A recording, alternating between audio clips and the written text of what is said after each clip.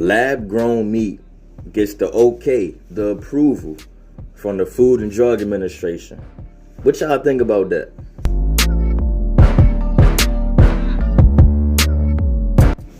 Yeah, we're gonna get into this one real quick. Thanks for checking me out. Thanks for stopping by. You can subscribe, like, share this video, whatever you got to do. Engage in the comments. Let's turn up.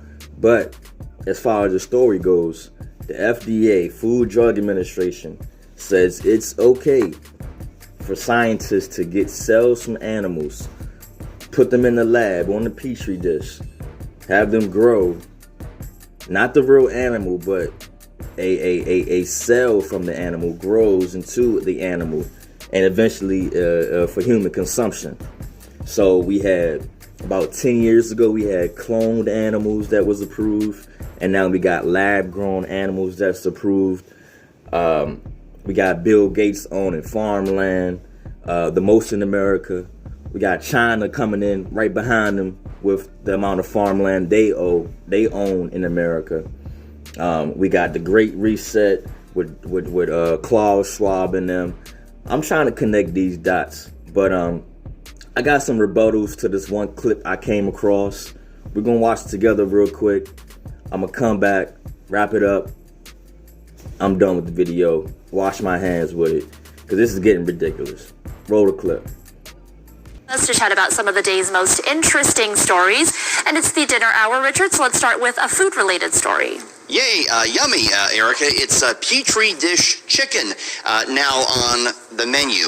Lab-grown meat is a thing. It's gotten the A-OK from U.S. authorities. There's a big company out in California, a new one called Upside Foods. And what they do, Erica, they make chicken from cultured chicken cells. So they get the chicken cells, they put them in a Petri dish, and they grow some meat instead of having to slaughter a chicken. And advocates, they hope now that this lab-grown meat will reduce the need not only to slaughter animals, but will help climate, because a lot of greenhouse gas emissions comes from factory farming. So the question, Erica, is would you dig in to some Petri dish chicken?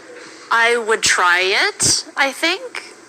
Yeah, so you seen that there, taking cells from animals, putting them on a petri dish to eventually be made for human consumption. Oh, it's good for the environment, clean environment, no slaughter of animals, all this jazz, right? But see, the thing is, those labs, they emit a lot of greenhouse gas and emissions, just as much as a slaughterhouse would, or any farm or rancher's property, building on that property would. Matter of fact, if not more. So they can't say, no clear argument about, oh, they emitting gas and carbon and emission in the air and the atmosphere, talking about the farmers and ranchers. But these scientific labs where they're doing all these cloning and lab-grown experiments, those emit carbon, greenhouse emissions into the atmosphere as well. So that's a little bit of a hypocritical statement from them there. Also, they want to talk about saving animals' lives and all this stuff like that. But this is what goes on. This is a part of life. It's the circle of life. I mean, they don't say nothing when lions are out there hunting gazelles. They don't say nothing out there when snakes or whatever creature eats a chicken or whatever the case is. I mean, this is the way life is. It's a dog-eat-dog world. I mean, there's things called predators and prey. I mean, come on now. It is what it is, okay? Humans were put here on this earth to eat. We're the apex predator over any animal. So, they want to hide behind this climate change thing and save the animals thing and all this. But it's some nefarious, sinister things behind the FDA approving things. They approve the jab. They approve stuff from Johnson & Johnson, like the baby powder that got recalled and baby formula food that gets recalled and all. FDA approves a lot of stuff. It doesn't mean that it's okay to consume, though, just because the government says it. We gotta know what's behind these things here. And like I mentioned before, Bill Gates and China owning most of America's farmland, they trying to put American farmers and ranchers out of business, essentially.